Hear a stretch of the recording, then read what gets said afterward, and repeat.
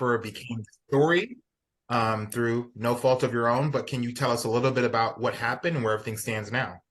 Well, it's kind of a bowl of spaghetti, so I'm going to start in the middle of the bowl. There's stuff that leads up to it, but there was a dispute in town a long time ago between many people that has played out, but that's backdrop for we obtained from a source a document that showed that a local restaurateur had been driving illegally, basically, for the past dozen years or so.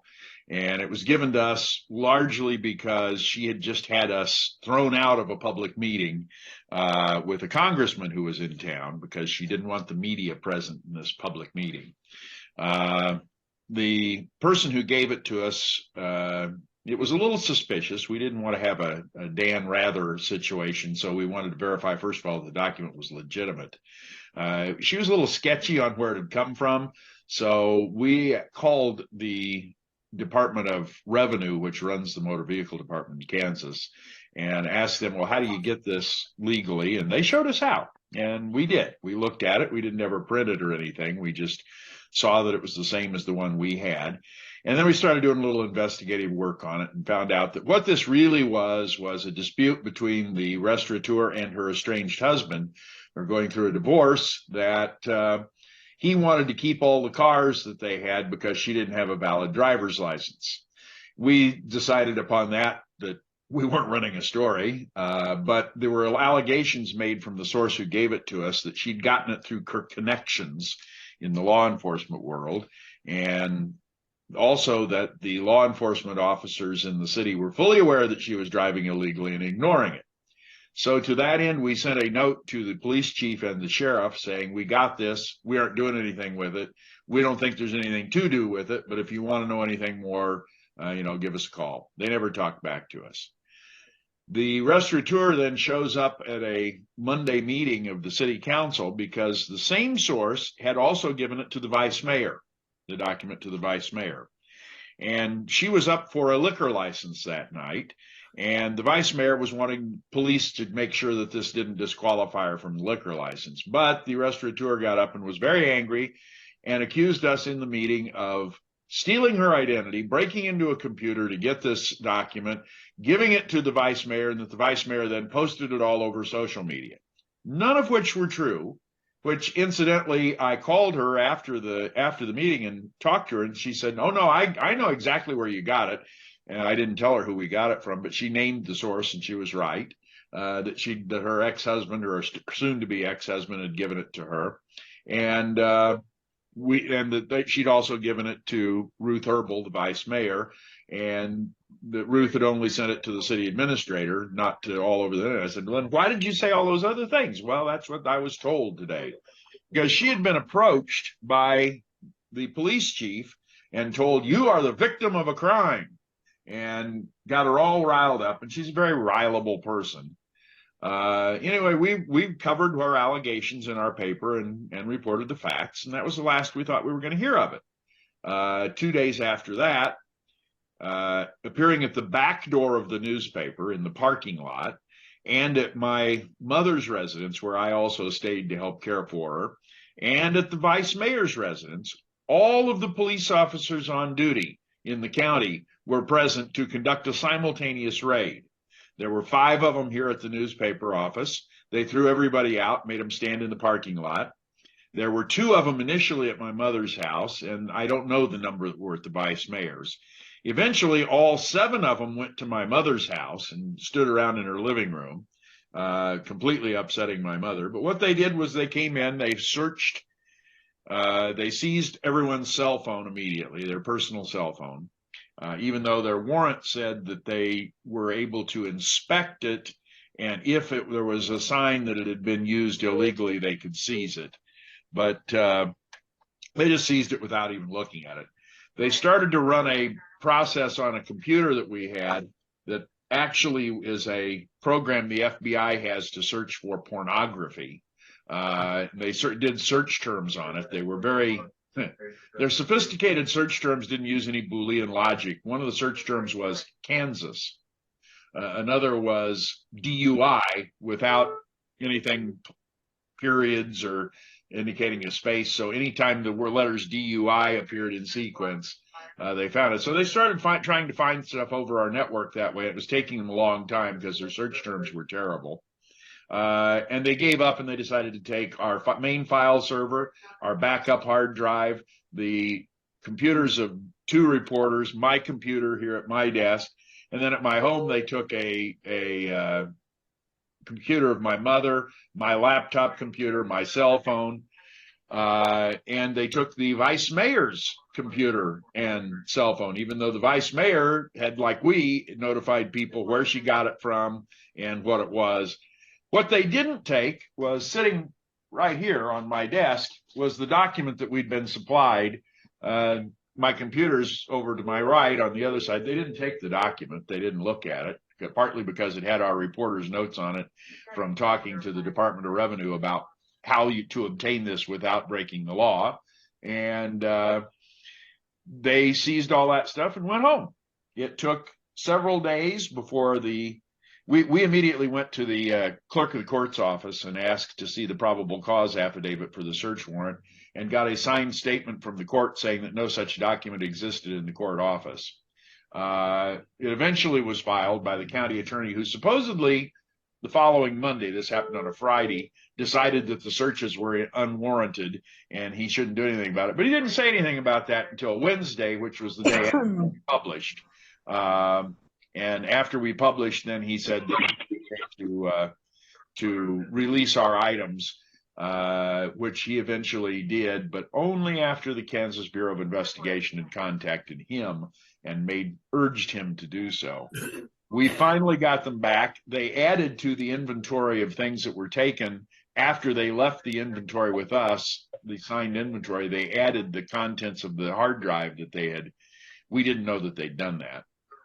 We eventually, it took another week or so before we could get that data back. They insisted that they didn't really look at it. The only statement they made was no meaningful eyes were put on it. But we did find that among the documents was a summary of one of our reporters, all of her login names and passwords to everything she uses, including her bank account. We got that. They destroyed that. We've been waiting for a Kansas Bureau of Investigation inquiry to conclude in this, and it still has not, depending on who you listen to. It might have or might not have. The chief continued to have a job for 6 weeks till the mayor finally suspended him, and then the chief quit right after that. So we're back in business. We fortunately have been greeted with a huge outpouring of support from around the nation. Literally tens of thousands of messages, all 100% of them positive, and a great number of offers to subscribe to the paper. So many that our subscription list has more than doubled. We are the 122nd largest city in the state of Kansas. We now have the 8th largest circulation of a newspaper in Kansas. So it's doing okay in that regard.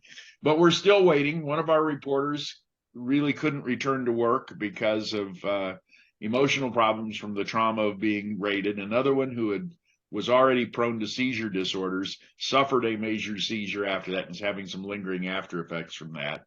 My 98-year-old mother, who was confronted by 7 police officers in her living room where she had lived for 70 years, and kept telling them to leave or at least stand outside and how much trouble they were going to be in.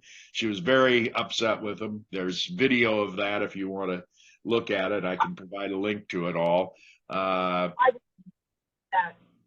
Tina, if you don't mind, Tina Hodge, if you don't mind muting yourself. Mr. Desmond as well. Roger Desmond. Sorry about that. Eric? So anyway, my 98-year-old mother kept saying throughout, where's all the good people? This is going to be the death of me. At one point, she told, according to body cam footage we've seen, she says, I'm going to have a heart attack and die because of this, and you're going to be guilty of murder. Well, the next day, she had a heart attack and died. She has been very upset.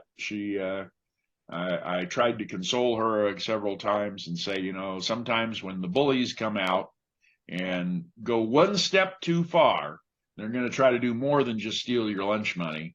They get caught and good things happen. And she kept saying, yeah, but I'll never be alive to see it. And sure enough, she got up that morning and slept late. And I said, well, she says, I don't feel really good. And I said, well, you probably need some breakfast. I'll go get some. Do you want to eat in here? And she says, I don't know. I just don't.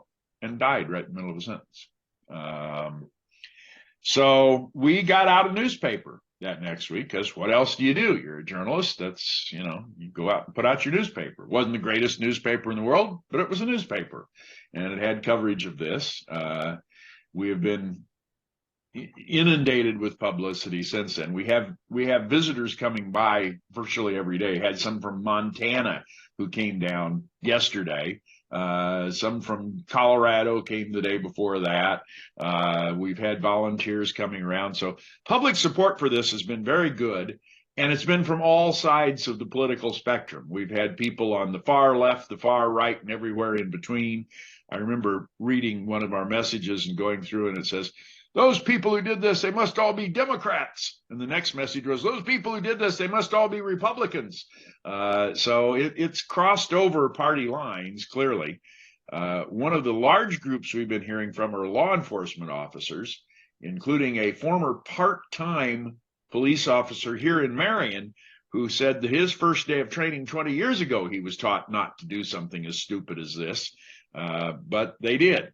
The investigative documents that we've received that were early drafts of the probable cause affidavit for the search warrant included such various crimes we were supposedly committed of that were basically sex trafficking things, use of a communications facility for commission of a felony, and it was all about child pornography and whatever else. We have no idea where any of that came from, but it was a cop who way went over his limit. But there's kind of an interesting aspect to this, is that the vice mayor and the newspaper are on the quote unquote enemies list of the mayor.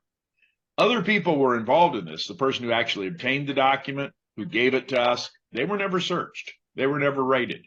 Just the two enemies of the police chief. The chief afterward talked to the restaurant owner and urged her to begin destroying copies of texts and emails that he had sent, and said that he had resorted to using private email accounts and hidden evidence around his house because he was afraid that the Kansas Bureau of Investigation would come in and shut him down. So he apparently knew there was something wrong, whether he was just trying to curry favor with the police chief, the role of the mayor. Whether the role of the mayor involved in this is there, I don't know. He did have his own motive in that he had just been appointed police chief a couple of months earlier. Prior to his appointment, one of our reporters had been made aware by former co-workers of his that he faced a lot of difficulty in his former job. He left a job as a captain of the Kansas City, Missouri Police Department, earning $115,000 a year, to come to Marion, Kansas at $60,000 a year.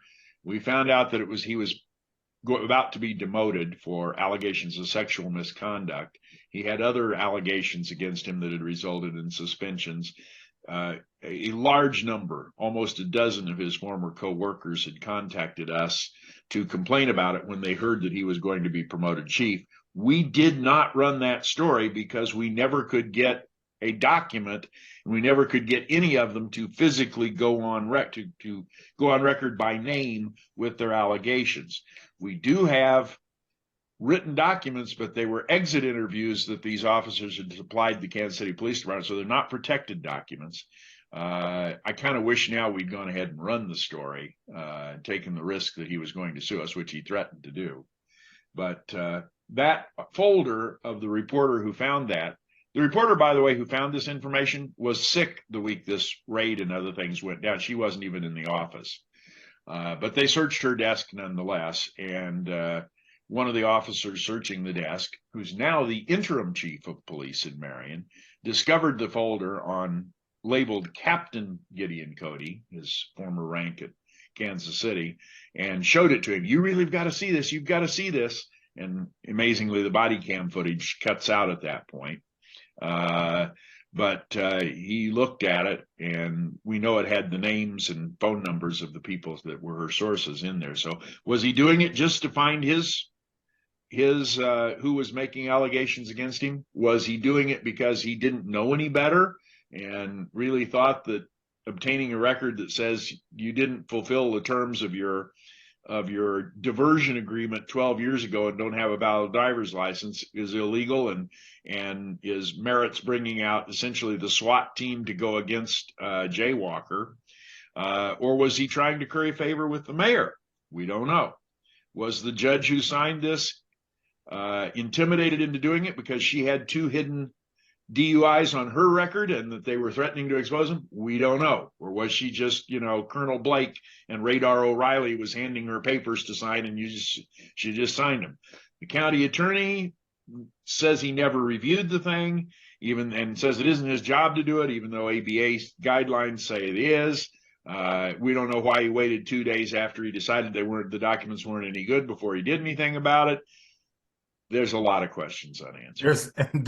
It's like an onion. You keep peeling the layers. Exactly. And I could go on before. Yeah, it's a lot. But first of all, thank you for sharing your story with us. We're so sorry for what you went through, and also our condolences about your mother.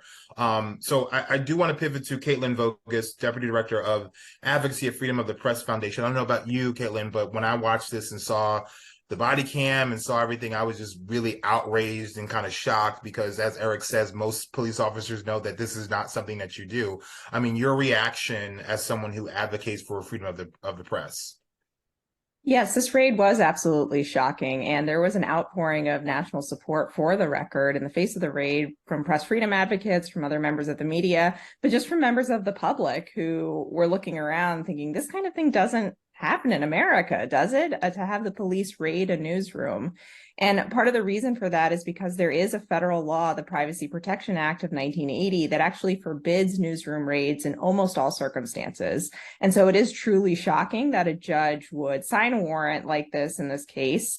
And it's really rare to see a newsroom raid, even if we do see police do other things like seize reporters' cell phones or other equipment, their cameras, their digital devices at protests and things like that. So I think that rarity of this event contributed to the outrage that we saw nationally. But also, I think people really understand why a raid like this is damaging to press freedom. And the reason is that it's chilling. It's chilling to reporters and it's chilling to sources. To reporters, it sends a message. If you investigate people in power in your community, you will be punished. And you will face retaliation from law enforcement. And that's might make reporters think twice before they do those types of investigations. And to sources, it tells them, if you talk to a reporter, the authorities will discover your identity. That's the message they're trying to send. And so many people who might speak to a reporter only on the basis of confidentiality because they're worried about losing their job or revealing something illegal or just being retaliated against by somebody else in the community, they'll think twice before talking to a reporter, and then all of us will lose out on really valuable information about what's going on. So for all of those reasons, there was a national outpouring of support and condemnation of the raid. And I think that national attention really helped to bring this to a conclusion where the county attorney pulled back the warrant. Eventually, the police chief was suspended, although it took way too long for that to happen. And that there was some justice for the record in getting their equipment back, and hopefully there will be more justice for the record in the future. I'll be curious to hear from Eric what they're thinking about pursuing down the line.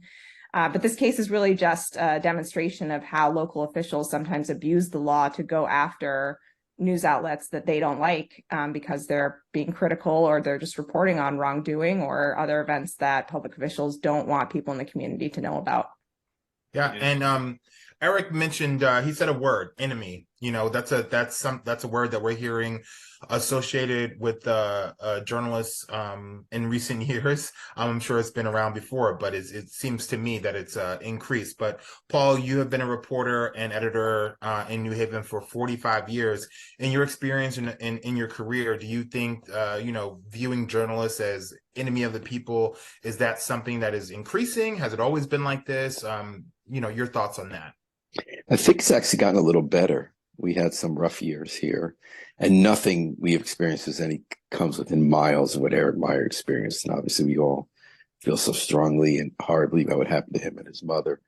For about 10 years, until a few years ago, the big fight was the newly available way to just record police officers in action, citizens and journalists.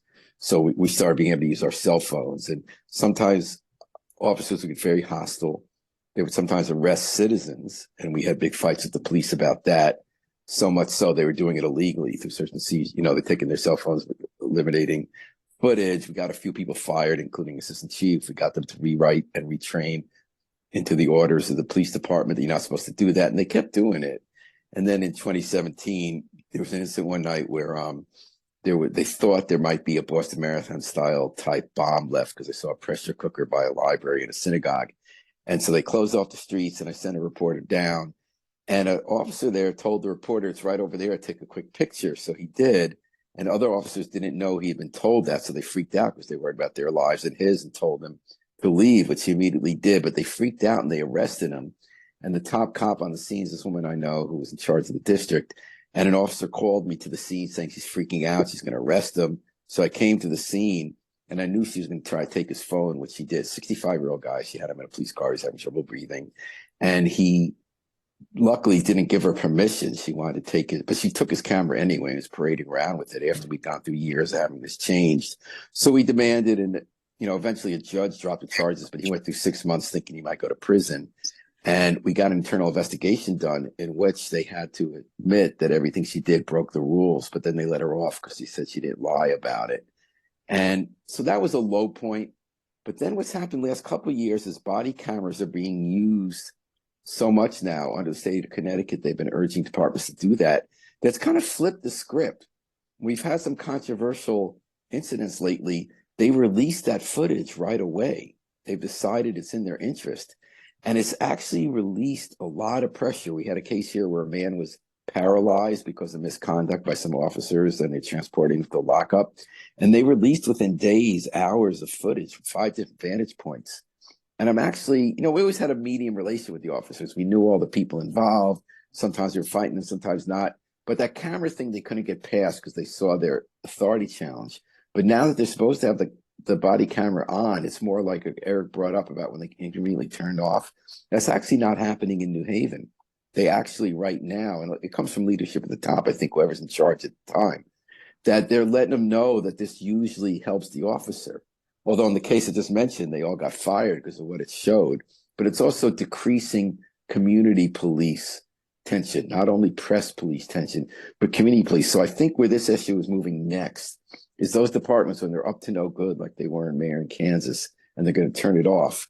I think the issue is going to be whether they follow their own rules for the body cameras and whether the footage is made available. You saw in Chicago when the police shot dead a young man, when Rahm Emanuel didn't release it for a year and a half, all the tension that caused.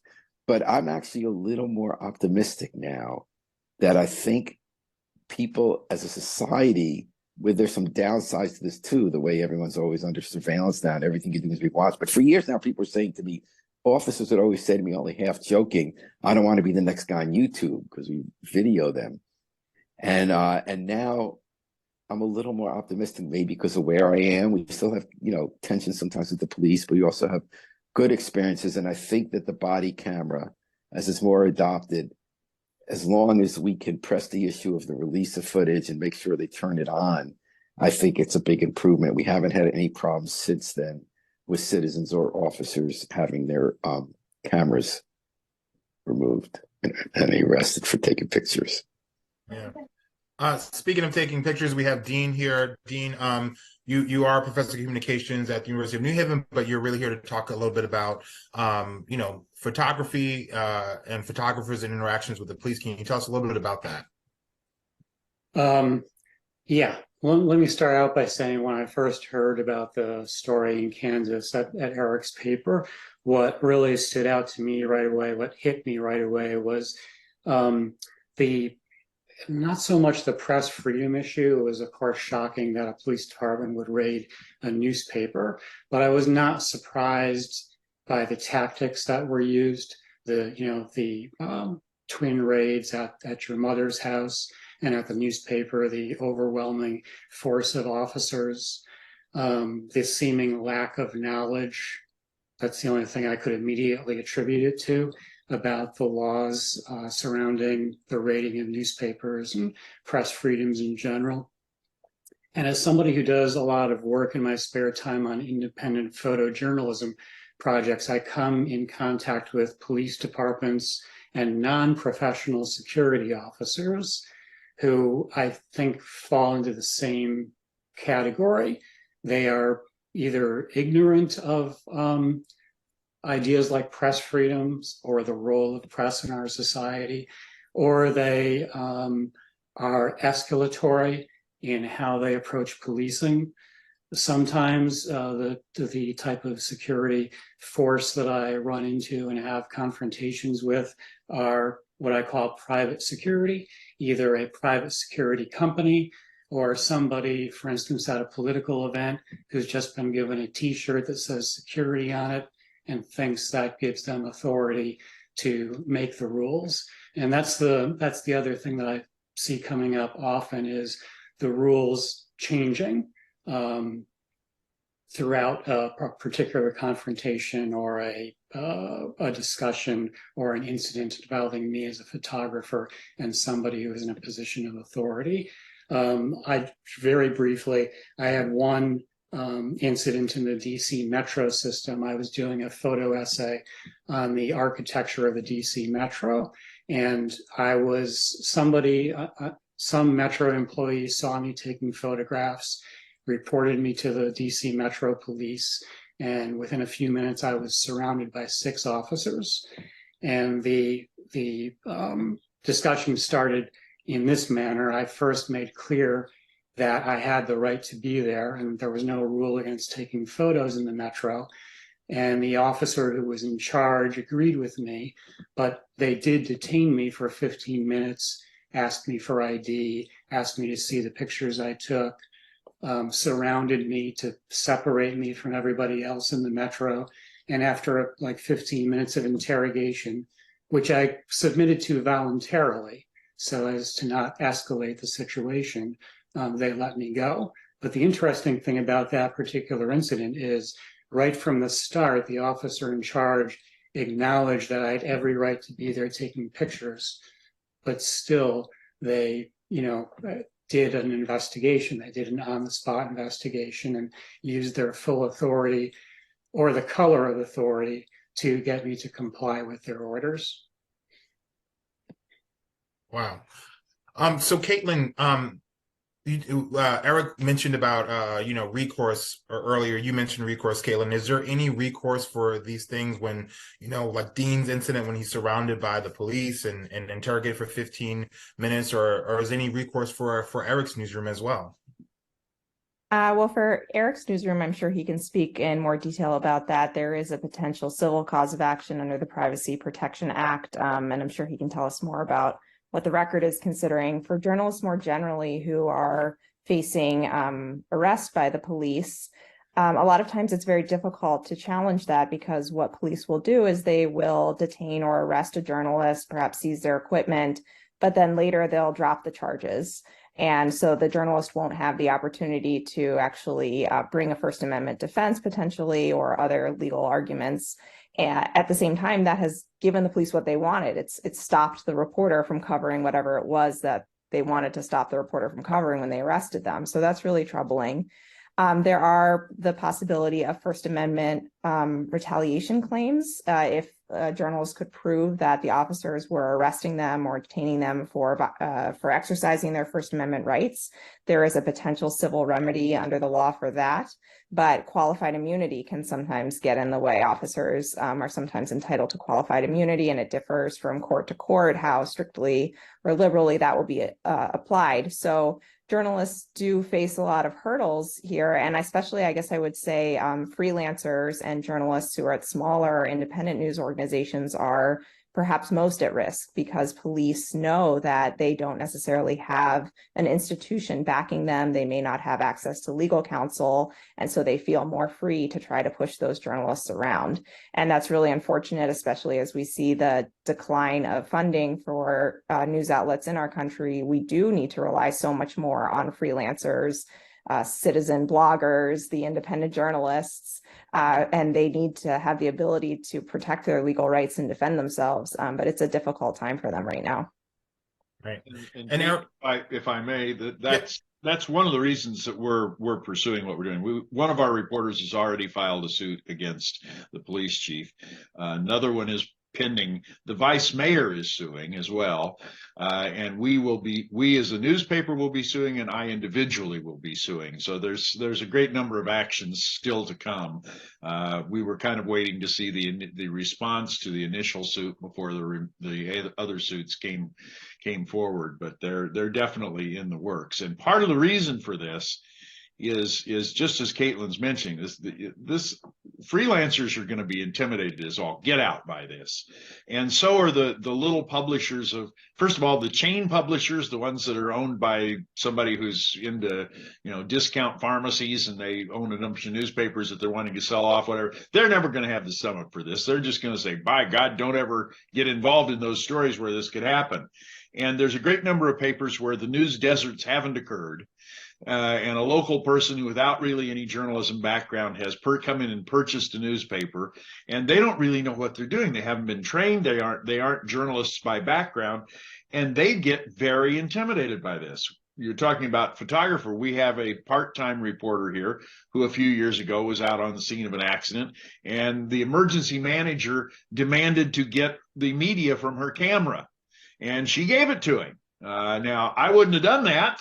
I probably would have ended up in jail, but I would have made a point in the process. But we got it back the next day by going to the county commissioners and saying, you either give this back or there's going to be one heck of a lawsuit, because she was standing in public view and the emergency manager has no police power anyway. But this kind of stuff is going on. They're intimidating people, and as long as bullies can get away with it, they will continue to bully. That's really the essence here, is that if they can get away with it, they'll do it. So we're going to sue to the hilt with things. And I will answer a question that was on the chat before about what happened with the body cam footage. It took us more than 6 weeks to get our body cam footage from them, and then it's incomplete. We fortunately had, both at my mother's house and here at the newsroom, I had surveillance cameras. I only came back to here just during COVID. I spent 26 years as a tenured journalism professor at the University of Illinois, and I'm retired here. So they don't have sort of the competitive, I don't depend on this newspaper for my livelihood. I don't even take a salary out of it. And I know a little bit more maybe than the typical small town editor does. So they don't have quite as much leverage over us as they may some other places. And I don't run a gas, but the retaliation is not just against journalism. It's against democracy. It's against, if you speak up contrary to what the mayor is saying, who knows, the mayor's police department may come out and do something to you. And it doesn't even have to be rational. You just think, oh my God, this don't make waves. Let's all sing I love you, you love me, bring on Barney the dinosaur, and we'll all be happy, and everything will just go fine. Ignore it, don't challenge it, don't have the courage to question anything. And that's not good for democracy at all. Yeah, and somebody mentioned it earlier that, on day one you're taught, this is not what you do, that you don't do something like this. Dean, I know that in your background, you have served as communications chief and you have dealt with news media interaction. Like, what's your advice usually to the politicians and the government officials that you're working with about how to interact with the news media? Well, what I've learned over the last several decades is, and in some cases the hard way, that it's best to rely on honesty and courtesy when dealing with the news media, and actually in life in general. If you base all your interactions with people based on those two principles, honesty and courtesy, if you think about it, there's really not much that can go wrong. Nobody's ever going to be angry with you for telling them the truth, especially if you do it with some diplomacy or some courtesy. But just getting back to the remarks I was making earlier, and to put an emphasis on what Eric was saying, I immediately saw this story connected less to press freedom and more to the culture of policing in the United States of America right now. And the idea that, you automatically, if you've got the weapons, you use them. If you've got the officers, you use them. It's not one officer speaking to one person on the street. It's a call goes out and 10 or 12 officers show up. You suspect something's going on at the newspaper. You don't really think about whether you have a right to go in there or not. You just go in there. You see somebody with a camera. That the interesting thing about it is everybody has a camera now, right? Because we all have cameras on our cell phones. But if a police officer sees a camera in the traditional sense, that's unusual. That needs to be dealt with. That needs to be neutralized. And therefore, you get the incidents where somebody's camera is confiscated. Right. And Paul, what has been your kind of interactions with the police? I know you said with the body cameras, it makes it maybe not a little bit easier, but it's different. You know, how have you ever had an incident where they've tried to, government official or a police department tries to quash your story, and what have you done? Oh yeah, well, they threatened to arrest me often, but the pictures over the years. We kind of have a reputation in New Haven that we kind of hit back quite hard, so they kind of are kind of nicer if you ask that. I think in answer to the question, like when the people posted, I think the bigger issue is sort of the mechanics, that the law allows them to slow walk stuff, and that's happened with us. So my bigger problem has been bureaucratic. If you want to get timely report or timely video from them, they have all the excuses to have you wait in a line and have it take 9 months for something that's newsworthy for 9 days. And you sort of have to develop the relationship and know when you're going to push for something as a priority. So I think part of the tricky thing is it's going to be hard to codify the rules for public and press and police departments to get all this information that's newly available and all this footage. So I used to encounter more of the kind of stuff you're talking about, where they try to quash a story or threaten you if you run it, and then you have to run the story a few times to show that it's not going to threaten you. But now I think it's more like having to do a bureaucracy, because police departments generally don't have the money to handle all the requests under FOI now, especially, there's some people we know in town who get stoned at 2 a.m. and file these endless, citizen FOIs, and the police can just say you're next in line. So I think as journalists, we need to have some way to codify with police departments. We don't have to be first in line all the time, and we maybe have to have some discretion in how much we ask for, but how to speed up that process to make the release of information timely. I don't know if that answers your question or not, but that was a little off the track there. No, it does. It does. I want to pivot. We are coming up on 7:45 soon, so if people want to start putting their questions into the chat, we can do that. But I wanted to pivot back to Caitlin. Do you see if there is any new laws or rules coming down the pike that would protect journalists? I know that there has been some federal legislation has been introduced, but it hasn't gone anywhere. What do you foresee? Yeah, so one piece of federal legislation that would be a very important protection for journalists is called the Press Act, and it's a bill that would create a federal reporter's shield law. So 49 states have either a shield law or some court-recognized reporter's privilege that lets reporters keep the names of confidential sources and unpublished materials, and sometimes even published materials, confidential and out of court. So police can't force them to turn over a name of a confidential source, or somebody in a private lawsuit can't require a reporter to turn over their notes that they have written as they're investigating a story. And that's at the state level. But there's no codified statutory protection at the federal level. There is a First Amendment reporter's privilege that some federal courts have recognized, but it applies differently depending on where you're located, and it's kind of a patchwork, and that can make it hard for journalists to understand what their rights are. And if they get brought into federal court, whether they might have to reveal a confidential source. And there have been fights over the years where some reporters have refused to reveal confidential sources and actually gone to jail for it. And so the Press Act would codify this reporter's privilege at the federal level and make sure that reporters are just as protected if they're in federal court as they are in most states around the country. So that's one really important piece of legislation. At the state level, a really important piece of legislation is something called anti-SLAPP laws. So a SLAPP is a strategic lawsuit against public participation. It's kind of a mouthful. And basically what it is it's a meritless lawsuit that someone brings to try to chill and silence their critics.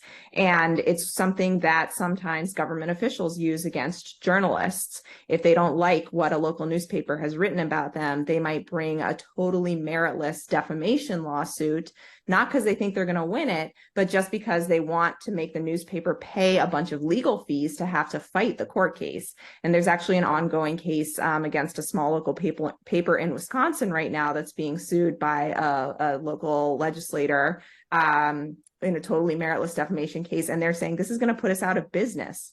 So what a SLAPP law does, an anti-SLAPP law, is it gives the newspaper a way to get rid of those lawsuits quickly, early, before they have to spend a lot of money defending themselves. And so it kind of takes the teeth out of filing a SLAPP because you can't use it to punish your critics in the same way. So some states have SLAPP laws, not every state does. Some states have good SLAPP laws, some states have kind of weaker SLAPP laws. And so there is a campaign to try to get state anti-SLAPP laws that are kind of uniform and have the provisions that are really most protective to journalists passed in many states around the country. And that's an important thing on the local level. Right. And so we do have a few questions in the chat, so I'm going to start doing the Q&A. One of the questions here, I think, Eric, for you is, were there any lessons learned? I think maybe for journalists and also maybe for some police officers or government officials out there who were thinking that they could maybe get away with the same thing. Well, the first lesson learned, and it's one that I'm not sure is a good lesson to learn. We had surveillance cameras, security cameras in our newsroom, and I had some in my mother's house too, because I was back there in Illinois teaching for 26 years, and she was 96 up till that time, and I came back here after that to be with her. But they captured a lot of this video, and I will be honest with you, one of the things, and it might be one of the reassuring things to her, if you're 98 years old, you'd kind of like your last day to be, bluebirds singing at the window and your family around you and squirrels eating from your hand and whatever else. She had a terrible last 24 hours on Earth, but she also is the type of person who would think that, at 98, there's not much I can accomplish. But the video of her standing up to these cops, the video of her saying, she started off with saying, "I'm just an old woman." She says, "No, I'm not. I'm a person." And then started asserting her rights. I think that gave her a cause. And I think she'd be happy that at 98, her death meant something to someone. But having video cameras, they could also be subpoenaed. And you could have somebody get video of your anonymous sources that walked into your newsroom and talked to you. But it did give us a way to find out what had happened 6 weeks before the body cam footage came out. One of the body cam footages says, "Oh, I got a great story to tell you. And once I get this body cam off, I'll tell it to you." So, I mean, people know how to work the system. The real challenge, the lesson that I, as an industry, learned is that if we didn't have an attorney, and this is so true of so many things these days in society, you have rights to the extent that you have the ability to hire an attorney. If we did not have an attorney, we probably still wouldn't have our computers back. We wouldn't have been able to get anywhere with that. We wouldn't be able to punish anyone. We would have just, okay, well, maybe we'll give them back to you someday. The power that goes to police, whether it's in raiding a newsroom or walking up to an innocent person on the sidewalk because of the color of his skin or the expression of his face, and harassing him and putting him in a challenging position, in some cases even killing that person, intentionally or otherwise, is massive. And as a society, we need to worry about the fact that this massive power is largely unchecked.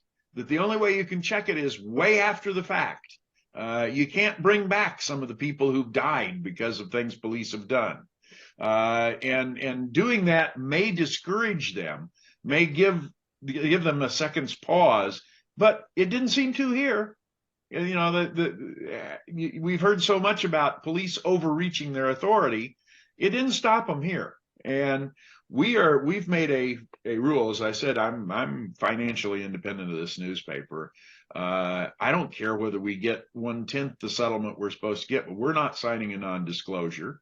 We're not settling this silently somewhere. This is going to be a precedent if we can make it one, because all these other newspapers out there, these particularly the little ones that are owned by a chain that doesn't want to be bothered by this, or owned by a person who doesn't trained and doesn't know what's going on, need to understand that there's things that, you know, we're supposed to be challenging things. If challenging things results in your being harassed, whether it's a harassment that actually puts you out of business or causes you physical damage or anything else, it simply is something that shouldn't be tolerated in the American democracy. This is something Vladimir Putin can use. This is something a strongman in Egypt can use. It's not something we're supposed to use. And getting the public behind that, getting them to pay attention to that. The interesting thing that we've had about this case is that the response from everywhere outside the city of Marion, Kansas has been extremely supportive. Even 1 mile outside the city limits, they all are supportive of us. Inside, they're still cautious. They're worried. There's the possibility, not that they're going to raid them, but that they will, if they run a gas station, their business will dry up. That if they want to go to the country club, they won't get a good tea time, or they won't have a good foursome. And I don't care about that either. I golfed once, got shot a 72, made it halfway through the third hole. I don't, there's not a lot that they can do to us, but there's a lot they can do to other people. And other people might have just said, screw it, we'll close the paper. We're tired of this. We don't like working till midnight every night and doing all these different things. The public needs to be brought behind this. The attention needs to be distributed to it. I was contacted right after this by, actually, I don't think she remembered that she'd interviewed me about 20 years ago for the New York Times, a New York Times reporter who was at the Stanford Daily when the law that Caitlin mentioned was put in effect afterward, because of the fact that it didn't exist at that time. And she wanted to make sure that everything was done right with how we referred to that case. But it is, we've got a very short memory, and in this world, this would be interesting only to journalists. When they released our equipment, the deal that the Kansas Bureau of Investigation brokered with the county attorney was that he was supposed to give us 30 minutes notice and we could break the story. And then the release was going to come out from the Kansas Bureau of Investigation. He didn't give us the 30 minutes. They broke the story. And at that time, there were about 20 TV people standing in our newsroom.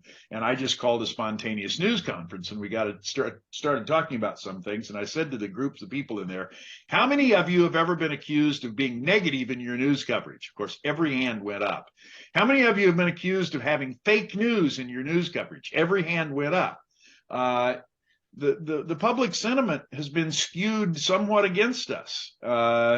It may be better in some states than others, but out here where you still see people wearing "Make America Great" hats on a daily basis, and there's "Support Trump in 2024" banners in about 6 or 7 windows in town. It's not that good for journalism.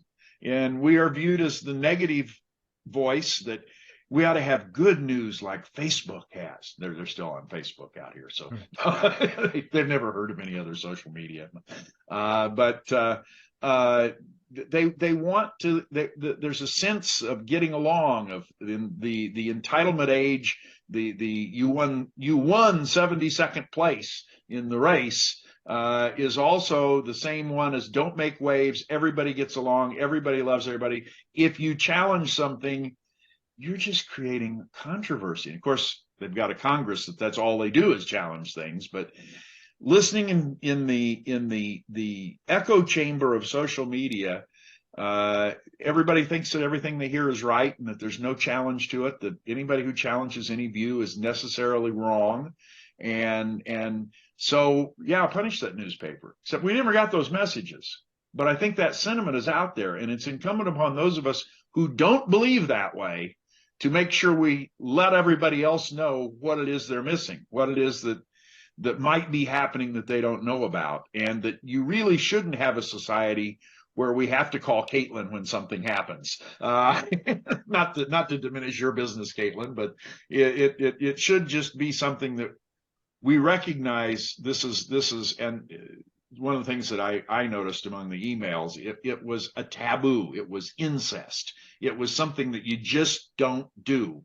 And we had a disproportionate number of people who responded to us who worked within law enforcement. I think there are good people who work in law enforcement who are tired of the problems that law enforcement has and saw this as yet another case of the bullying law enforcement coming out there, and they didn't want that. They didn't want that image for their profession. Many of them are just as dedicated to their profession as journalists are to theirs, or teachers, or social workers, or ministers and rabbis and imams. And it needs to get back under control. And the fact that we don't have strong media right now is one of the reasons why I think it's gotten this far out of control.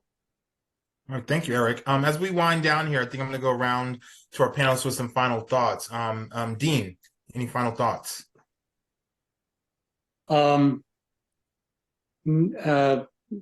Just that I agree with Eric that there's something in the water of the country right now. Things have changed dramatically in the last 7 or 8 years, and you can put your own thought to what that timeline means or what it correlates to.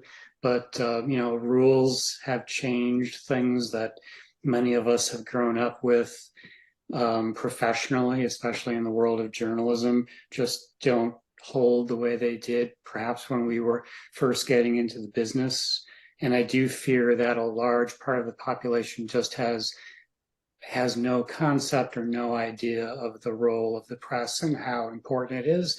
I do teach college kids, and 80% of the college students that I teach are barely aware of what's happened the last week in Israel. They just do not follow the news. And one of the reasons they don't follow the news is mental health reasons. They just would prefer not to have all that information in their head, so they purposely ignore it. And I don't think it's just limited to students of that age either. I think it's a widespread problem in our society. There's a lot of news sources these days as well. Paul, you seemed a little bit hopeful. Do you have any, I'm a little worried. I'm a little worried that I'm going to be Mr. Naive again. I'm hopeful being a local reporter because I think you could still show up and talk to people face to face and work it out. Like I was thinking, you were asking about threats. I had a cop who threatened my life after he got arrested because of an article I wrote. And, I didn't back down, and we knew each other for 15 years, and he continued after he calmed down to still be able to deal with you. And a lot of officers and police chiefs that we've gone to the mat over on some of these issues, because you still run into each other day after day, because they know you're still going to write something once you stick to your guns. I don't think police are any different from any other profession. I think they're people. They have institutional pressures that make them make bad decisions or be fearful. And when they get to know you face to face, and if you're firm in what you believe, but you listen to them as well, I can't tell you the number of people who just see the world differently from the way I do, or police officers. I just met with one who was retired today. We had like 50 fights, and you read so much understanding that I'm very hopeful that you can develop a good working relationship and get good information out just by showing up and sticking to you. Not if you're in Marion, Kansas, and you're dealing with outlier crazy people like Eric was dealing with. But in most cases, I'm just hopelessly naive. I think, Paul, you've got a good point that the chief who did this was an import. He came from the big city down to the small town. I spent half an hour Monday night talking to the interim chief who was part of the raid. We were just shooting the breeze, like you do in a small town. One of the cops who was involved in the raid lives next door to my mother and where I live too. He quit a week after the raid. He quit his job, saying that he just was tired of being a police officer. Another officer who also lives near her transferred to another department shortly before the raid after he was hearing things about the police chief talking about, I'm going to do the biggest raid in the history of Marion County. So yeah, you're right. The human beings, if you can get to them. And it's also fun because we change each other's minds. Yeah. Like we go over all these cases where they think something differently from seeing on our side, and I understand what they're going through. And yeah, I know that's a little Pollyannish because, again, what you were dealing with, there was no reasoning with what that person was doing. He was doing something illegal. He was a crook, and he was up to a crime. In most cases, I think, in local reporting especially, we're just people, and you can work it out. Yeah. And I'll take a moment of privilege here. I had a similar experience when I worked in West Michigan, kept doing these stories about this police department, and eventually the chief showed up to the newsroom, and I showed him. I said, "It's not me coming after you. I'm getting all these people writing in and all these tips." And then once he saw that, he was kind of like, "Oh, okay," kind of understood that a little bit more. Caitlin, I'm going to give you the final word. Sure. Well, I guess if I see something hopeful from the Marion case in this discussion, it's the fact that our voices can make a difference here. The national outcry in response to what happened in Marion, and Eric speaking up, and so many people speaking up and talking about why it's wrong, really made a difference. And that can be true for other press freedom issues as well, and vital for our democracy. So I would just encourage folks who care about press freedom to follow this issue, follow it in your local community, find out what's happening to reporters and what barriers they face. You can check out the U.S. Press Freedom Tracker. I'll put a link in the chat, which is a database of press freedom incidences around the country.